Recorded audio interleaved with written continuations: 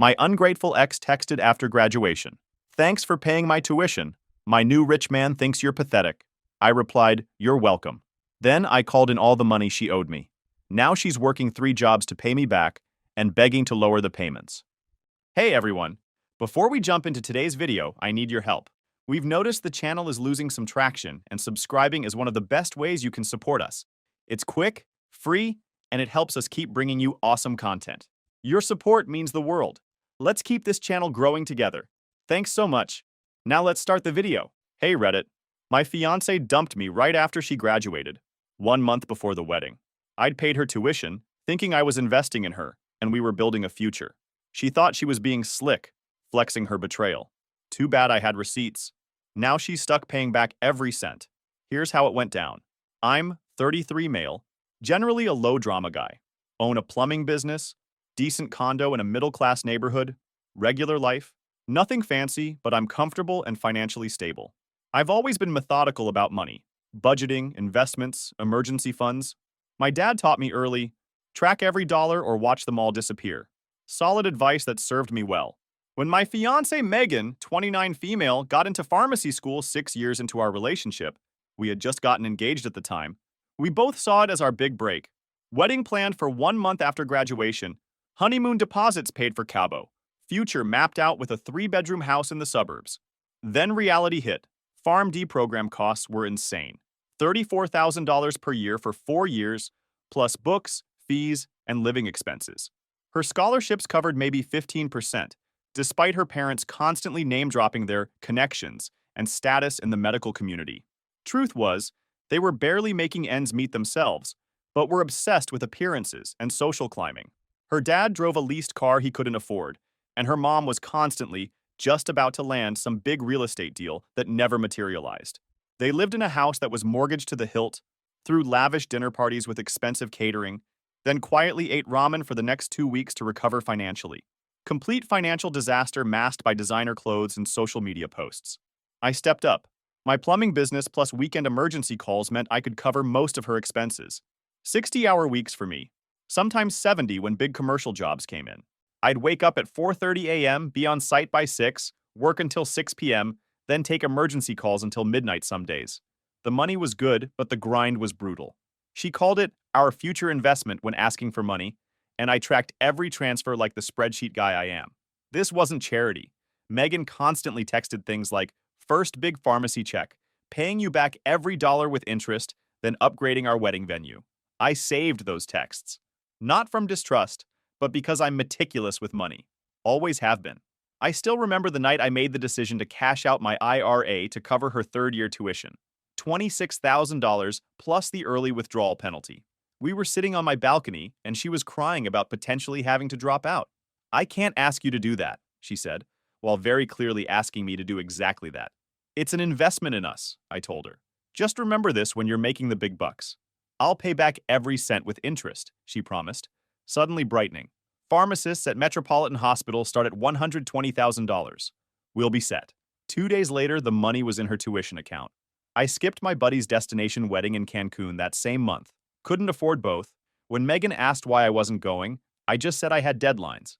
No point making her feel bad about a decision I'd made. Every semester followed the same pattern. Megan would send links to her tuition portal. I'd transfer $17,000. She'd promise repayment with detailed plans of our future.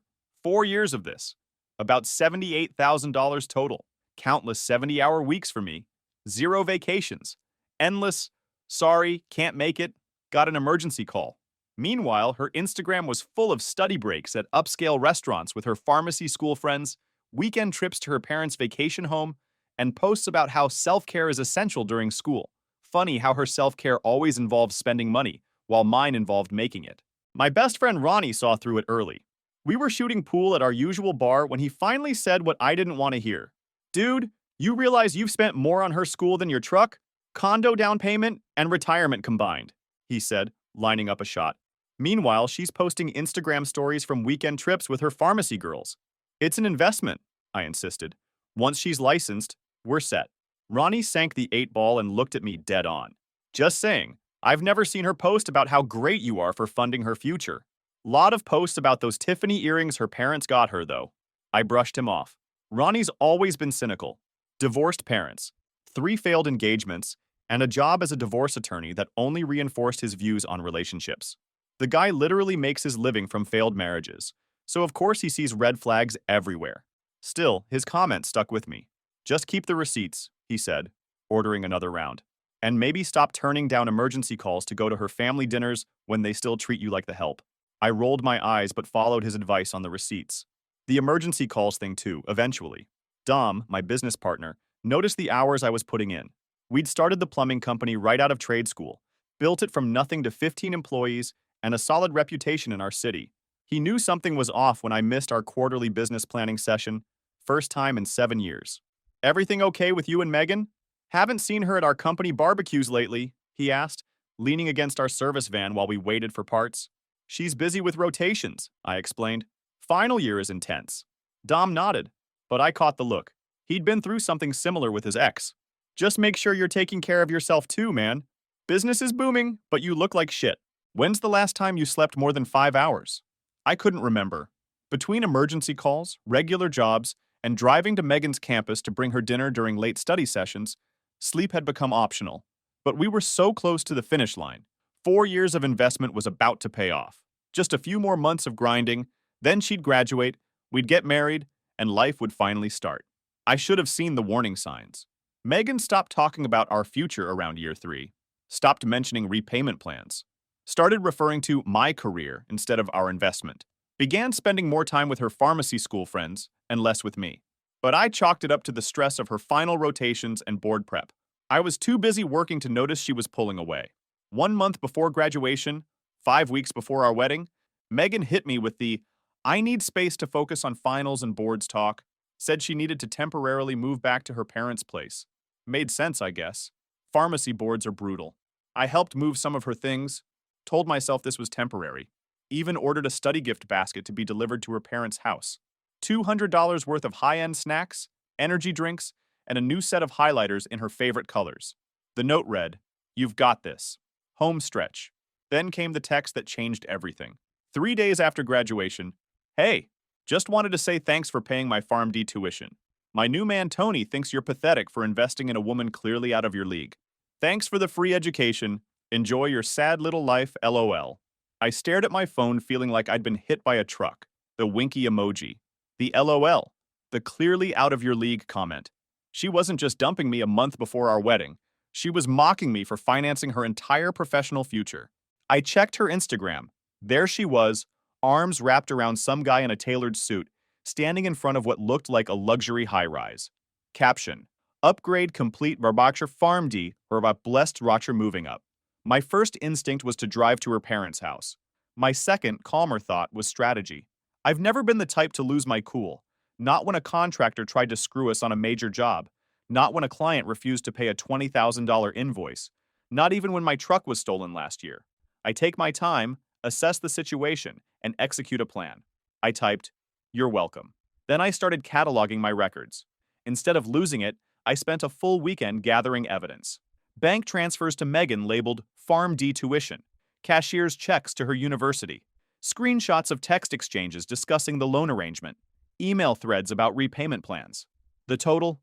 $78,346.27.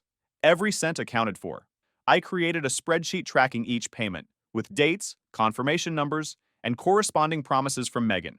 I didn't have a signed loan agreement, but I had over 20 separate text and email threads where she promised to repay me in full with interest. I printed bank statements, highlighted the transfers, and organized them chronologically in a binder. I even had witnesses. Ronnie had heard Megan promise repayment multiple times, and she'd mentioned it to Dom at our company Christmas party last year. One text from her 3rd year stood out. "Megan, OMG babe, you are literally saving my life. That $17,000 for this semester just cleared. I promise on everything I love, I'll pay you back every penny with interest when I'm making $120,000 as a clinical pharmacist. You're investing in US. Me. I know we're a team. Our future. Megan. Exactly. Partners in everything. Once I'm licensed, we're upgrading your whole life. New truck, maybe even move to a better neighborhood. Your plumbing grind is almost over." Looking back at that text now, I realized she'd been planning her exit for years. The comment wasn't about me retiring early. It was about her trading up once she had the credentials. I was just the stepping stone, the sucker who funded her ascension while she looked for someone better. I called Ronnie immediately. She dumped you? He didn't sound surprised, just resigned. Worse, I said. She texted to thank me for paying her way through school. Said her new rich boyfriend thinks I'm pathetic. A long pause. Tell me you kept the receipts, Caleb. Every single one. Send me everything. I'm calling in a favor with Patricia at Westbrook Legal. She specializes in debt recovery. Armed with a comprehensive file of evidence, I drafted an email. Professional, cold, precise. Subject: outstanding financial obligations for PharmD program. Body: Megan, following your recent text, I'm writing about repayment of the $78,346.27 I provided for your PharmD program, which we repeatedly agreed you would repay in full. Given your recent graduation, please provide your repayment proposal within 5 days. Otherwise, I'll pursue formal debt recovery options. Regards, Caleb. I attached a detailed spreadsheet of every payment with dates, confirmation numbers, and corresponding text promises. The ball was in her court. Let's see what Tony the rich man thought about inheriting a $78,000 debt along with his new girlfriend. 4 days later, Megan called, practically shrieking. Are you actually insane? Hello, Megan. I take it you received my email. That money was obviously a gift. You were my fiancé. That's what men do when they love someone. They support their future wife's dreams. You never once said I had to pay it back. Classic gaslighting.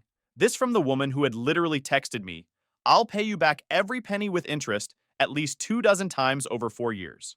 Actually, Megan, we discussed repayment at least 24 times. I have multiple texts, emails, and witnesses who heard you explicitly promise to repay every dollar with interest. You're just pathetic and jealous. Tony makes 3 times what you do at his investment firm. He said your little email is basically extortion, and he's talking to his family's lawyer about it. Requesting repayment of a documented financial agreement isn't extortion, Megan. And I'm sure Tony, as an investment professional, understands loans and obligations. His opinion, however, is irrelevant to our agreement. She hung up. 3 hours later, her father called. What kind of sick game are you playing? Trying to extort money from my daughter after breaking her heart. Wait, what?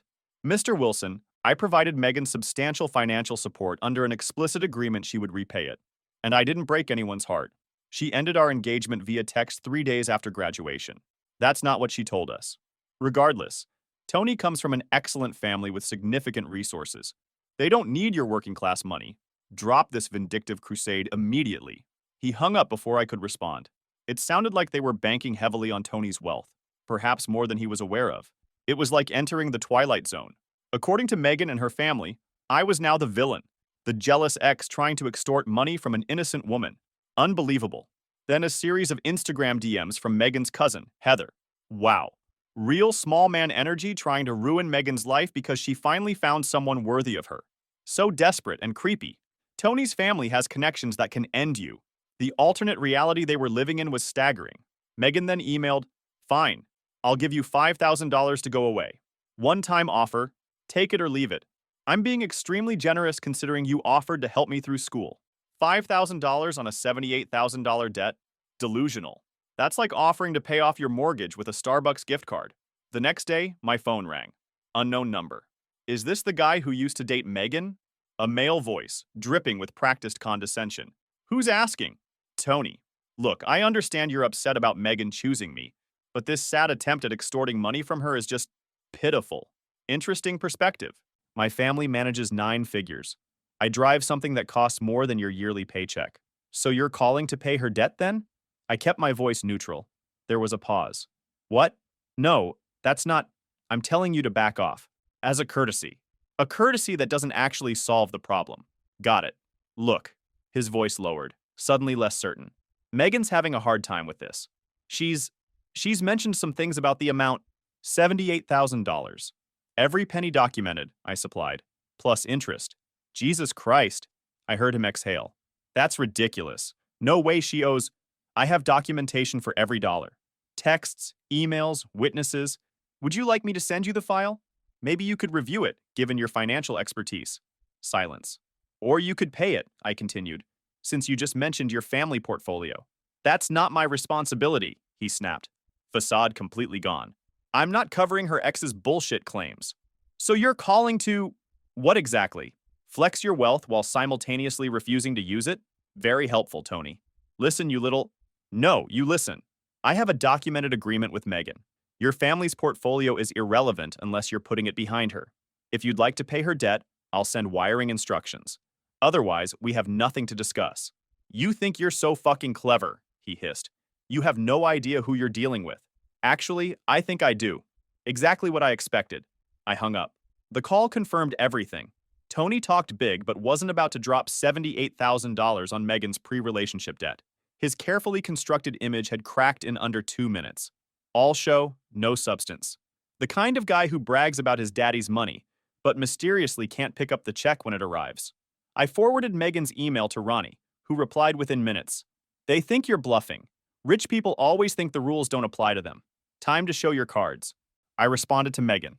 $5,000 for a debt of $78,346.27 is neither reasonable nor reflective of our numerous documented agreements. Given your Farm D credential and earning potential, which you frequently cited while discussing repayment, I'm open to a structured repayment plan. If we can't reach an agreement within 7 days, I'll pursue legal remedies.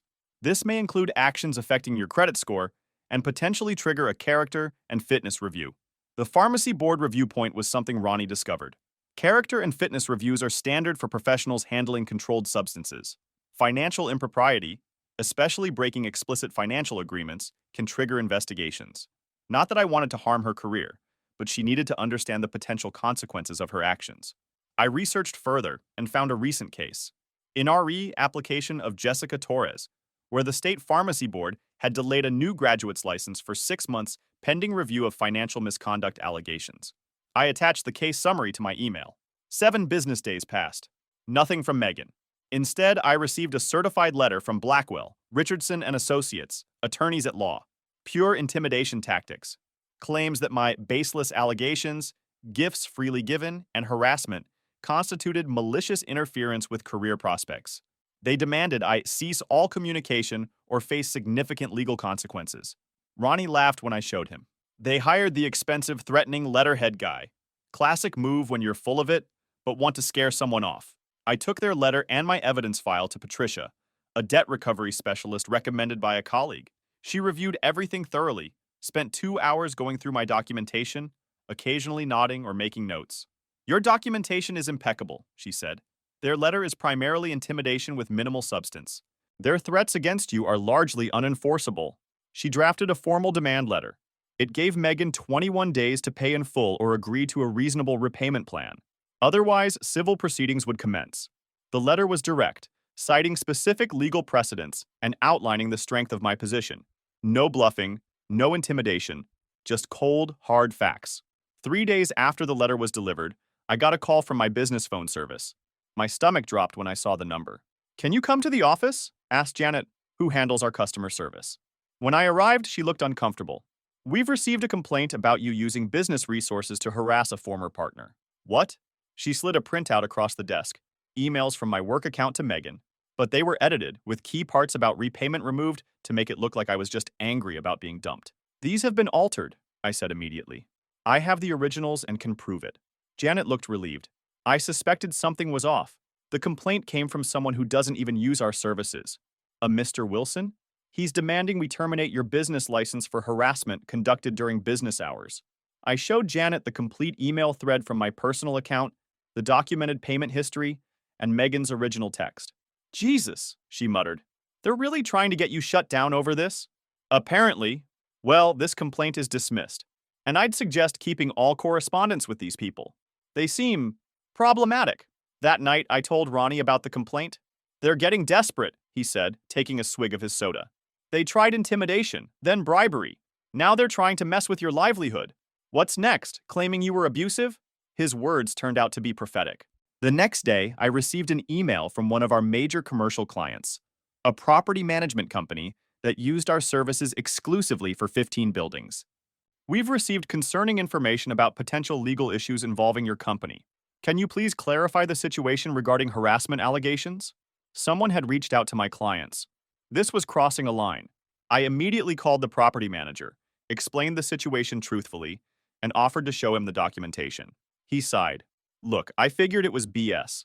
The email came from some random Gmail account claiming to be a concerned citizen. I know you, you're not the type, but I had to ask. I appreciate that, I said. There's an ongoing financial dispute with my ex-fiancée. She's attempting to avoid repaying a significant loan by creating diversions. Been there, he said dryly. Ex-wife tried to get me fired during our divorce. Keep doing quality work, and we're good. Crisis averted, but I was furious. They were now actively trying to destroy my business reputation to avoid paying a legitimate debt. This wasn't just about money anymore. It was about principle. A mutual friend from college, Tara, reached out. She'd heard contradicting stories. I showed her the actual text from Megan and my evidence file. Jesus, that's cold, she said. About Tony. He does have family money, but he's notorious for being controlling with it. His last girlfriend had to account for every dollar he invested in their relationship. Unless it makes him look good socially, I seriously doubt he's eager to cover her pre-existing debts. That confirmed my suspicion that Megan and her parents were grossly overestimating Tony's willingness to bankroll her financial messes. They thought they'd found a golden ticket, but in reality, they'd just traded one financial obligation for another, more controlling one. Tara offered another insight. Tony's dad cut his trust fund last year. He talks big, but his wallet doesn't always back it up.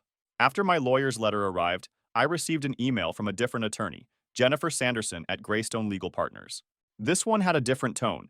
Ms. Wilson wishes to address this matter discreetly, concerned about professional ramifications. And then the insulting offer, without any admission of liability, a one-time settlement payment of $15,000. $15,000 on a $78,000 debt? After that text? Offensive. That's like crashing someone's new Tesla and offering to pay for a car wash. I forwarded it to Ronnie, who replied, "The rich boyfriend probably said, 'Not my problem,' and now they're scrambling. Hold the line." I was about to reply when Dom, my business partner, pulled me aside at our shop. "I just got off the phone with someone claiming to be your ex's lawyer," he said, looking concerned. "They're saying they're going to file a restraining order against you for workplace harassment. Something about you stalking her at her job?" My blood ran cold. "That's completely false. I haven't been anywhere near her." Dom nodded. "I figured. But they're saying they have a witness who saw your work truck parked outside her pharmacy last week.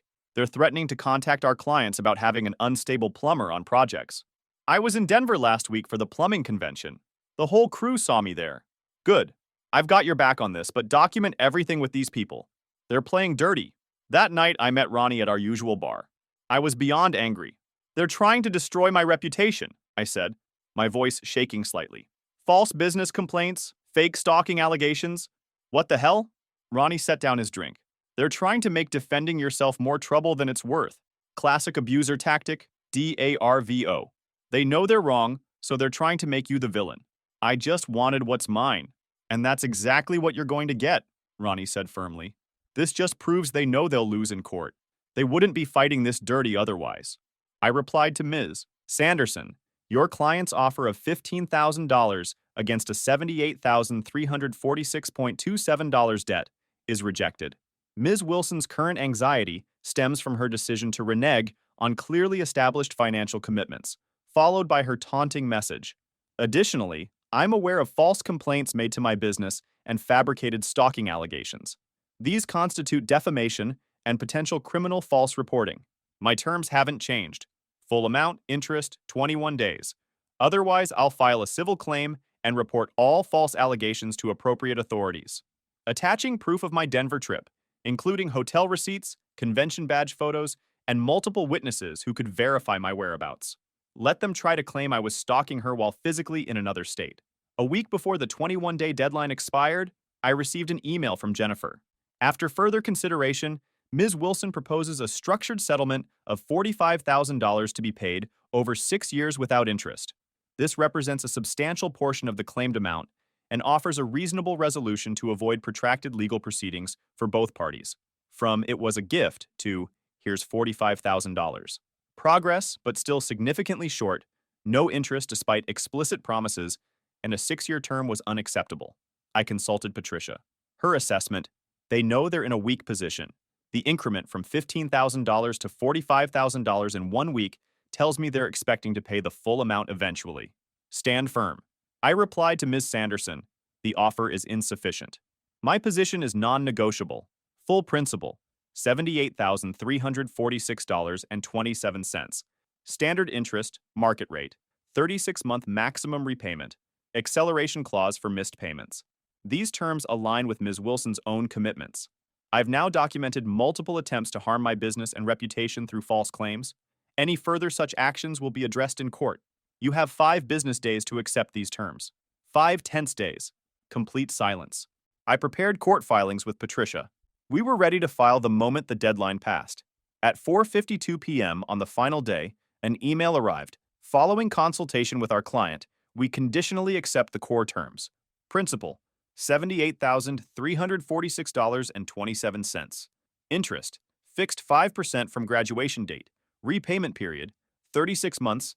Acceleration clause with 10-day cure period. Conditional upon confidentiality provisions. The fundamental demands were accepted. They knew they couldn't win. All the posturing, threats, and manipulations had failed. I replied, "The proposed terms are acceptable pending review of the draft agreement. Please forward documentation." A week later, I signed the final agreement. Megan had refused to be present for the signing, sending her lawyer instead. Fine by me. I had no desire to see her either. Tara informed me. Megan passed her pharmacy boards. Tony, the wealthy new man, was reportedly furious about the financial drama and had refused to get involved, making it clear her debts were her problem. Megan hadn't secured the prestigious hospital position she'd boasted about, instead taking a retail pharmacy job at a grocery store chain. The settlement would require approximately $2,350 monthly after taxes, on top of her own federal student loans and living expenses. Her parents and cousin? Suddenly unavailable for comment. No more threats about ending me or lectures about how I wasn't worthy of their daughter. Amazing how quickly they disappeared once the bluff was called. It's been 14 months.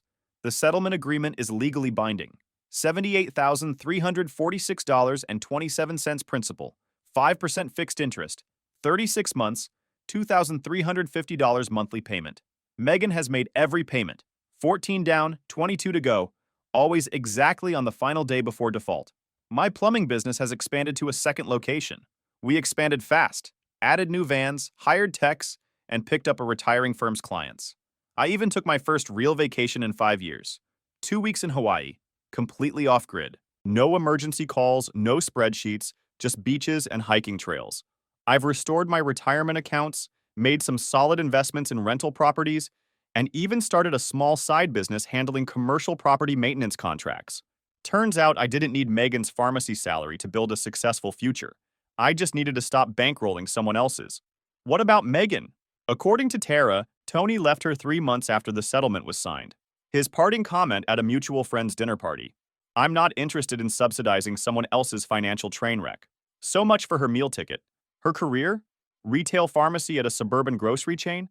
Overnight shifts and weekend rotations?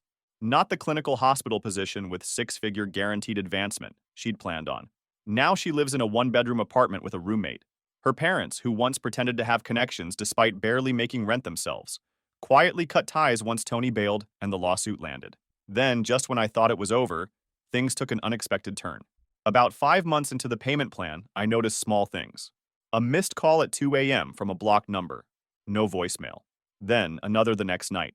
A week later, I found a coffee cup from our old favorite cafe sitting on my car hood in the morning. Nothing else, just the cup. 2 days after that, a delivery of lilies showed up at my door with no card. When I called the florist, they confirmed a woman matching Megan's description had paid cash. I installed a doorbell cam. Caught her circling my building 3 nights straight, at 3 a.m., just walking around the parking lot, sometimes stopping to stare up at my unit. I showed Ronnie the videos. "This is getting into restraining order territory," he said, frowning. "She's losing it." Then the text started. From different unknown numbers, always late at night. "Do you think about us?" I made a mistake. "We should talk. You can't ignore me forever." I never responded. Just documented everything. Added each new number to my block list. Saved screenshots, and forwarded everything to Patricia. This wasn't just uncomfortable. It was escalating into something potentially messed up. 3 months ago, it escalated. Megan showed up at my condo building at 11 p.m. on a Friday. Security footage showed her pacing outside for 20 minutes before somehow convincing a resident to let her in. She was visibly agitated, hands shaking as she pounded on my door. Thankfully, my building has solid security cameras. I opened the door but stayed firmly in the doorway. "What are you doing here, Megan?" "We need to talk." Her eyes were red. "This payment plan is destroying me. I can't live like this anymore. That sounds like exactly what a loan repayment is supposed to be. Your responsibility. I'm begging you, she started crying. Lower the payments. Extend the term. Something. Anything. For a split second, I almost felt a twinge of sympathy. Then I remembered the business complaint, the fake stalking allegations, the attempt to destroy my reputation. The agreement stands, I said. Leave or I'll call the police. Her expression shifted instantly. You think you're so smart, she hissed, trying to push past me into my apartment. You think you've won? I blocked the doorway. Leave now, Megan. I'll tell everyone you abused me. I'll say you threatened me into signing that agreement. I'll go to your clients and tell them you're stalking me. Who do you think they'll believe? The pretty pharmacist or the dirty plumber? And there it was, the mask completely off, revealing the same person who sent that text. Every word of this conversation is being recorded, I said quietly, by building security and by me. I've documented every drive-by, every anonymous text, every flower delivery. You're not the victim here, Megan. She blinked, momentarily thrown off balance. You said I was pathetic for investing in you, I continued, my voice perfectly level. Turns out I was just early to the liquidation. She tried accessing my unit 3 more times that weekend. Security caught all of it. The following Tuesday, she appeared at my workplace, creating a scene in the shop until my employees removed her. She was ranting about how I'd ruined her life and stolen her future. My office manager, Angela, recorded the whole thing on her phone while Dom called the police. By the time they arrived, she'd already left, but the damage was done. My employees were shaken. I had to call an emergency meeting to explain the situation, minus the embarrassing personal details. Just that my ex owed me money, was refusing to pay, and was now harassing me. They were supportive, but I could see the concern in their faces. This wasn't just affecting me anymore. It was affecting my business and my team. Ronnie didn't mince words. Get a restraining order yesterday. This isn't about money anymore. She's unhinged. Patricia helped me file for a temporary restraining order, which was granted based on the security footage, workplace incident, and threatening text messages Megan had been sending. You'll regret this. And I know where you sleep. 2 weeks later, the judge made it permanent for 1 year, citing Megan's concerning pattern of escalation and inability to respect boundaries. The restraining order includes provisions that our only communication must be through our respective attorneys regarding the settlement payments. She's barred from coming within 500 feet of my home, workplace, or person. Any violation would result in potential criminal charges. The day after the restraining order was granted, her father called me again. This time, his tone completely different. I just want to understand what's happening with my daughter, he said, sounding tired and old. The restraining order? Is it really necessary? Mr. Wilson. She showed up at my home at 11 p.m., tried to force her way inside, and threatened to falsely accuse me of abuse. Then she came to my business and created a scene that frightened my employees. What would you have done? Long silence. I don't know what's happened to her. She's not the person we raised. I almost felt sorry for him. Almost. She's an adult who made choices. Now she's facing the consequences. I'm sorry it's affecting your family, but my priority has to be protecting myself and my business. I understand, he said quietly. For what it's worth, I'm sorry about all this. Too little, too late, but I appreciated the gesture. Life has actually improved dramatically since all this went down. I'm dating Lauren, a structural engineer I met through a client. She knows the outline of what happened. Her take? She sounds like a complete narcissist. You dodged artillery fire, not just a bullet. Thai food tonight? Simple. Authentic. Perfect. Lauren doesn't play games or send cryptic texts. She doesn't expect me to finance her life or solve all her problems. She's professionally successful, emotionally stable, and refreshingly direct. Ronnie's assessment was less diplomatic. You paid $78,000 to discover she was garbage before you married her. Cheapest divorce you'll never have. He's right. That money was ultimately the price of my freedom. Had I married Megan, the financial damage would have been far worse. Not to mention the emotional toll of being tied to someone who viewed me as nothing more than a stepping stone. About a month ago, I adopted a rescue dog, a 3-year-old German Shepherd mix named Rex. He's been loyal and protective with me. We go running every morning, and he sleeps by my bedroom door at night. Best decision I've made in years. Rex was a police K-9 washout, too friendly for the job, according to his former handler. But his training makes him an excellent companion. He's disciplined, responsive, and has an uncanny ability to read people. The money from Megan's payments goes straight into an investment account. I'm actually planning to use it as seed funding for expanding the plumbing business with Dom next year. Turning her debt into my future success feels like poetic justice. There's something deeply satisfying about using the money that was supposed to fund her future to build mine instead. The most surprising development came from Megan's father. He approached me at a local coffee shop last week, looking much older than I remembered. "I owe you an apology," he said quietly. "We believed what Megan told us about you. She's she's not well. She's seeing a therapist, I mean. It's long overdue." He handed me his card. "If you ever need anything, please call. And thank you for not pressing charges over the stalking. You could have made things much worse for her." I didn't tell him that the restraining order was already the merciful option, that I had enough evidence for criminal charges of harassment, stalking, and false reporting, that his daughter was lucky I'd chosen the least destructive path available. I just nodded and told him I hope she gets the help she needs. And I meant it. Not for her sake, but for anyone else who might cross her path in the future. As I left the coffee shop, I realized I no longer felt angry when I thought about Megan. Just a vague sense of pity mixed with relief that she was no longer my problem. The money was coming in according to the agreement, and that was all that mattered. Advice for anyone in a similar situation: document absolutely everything. Save texts. Keep receipts. Maintain witnesses. And when someone shows you who they really are, believe them the first time. Megan wanted me to enjoy my sad little life, lol. I am. Weekly hikes with Rex, Thai dates with Lauren, and monthly bank transfers from my ex. Life's good. So, that's what went down. Peace out, Reddit. Writing this was therapeutic as hell.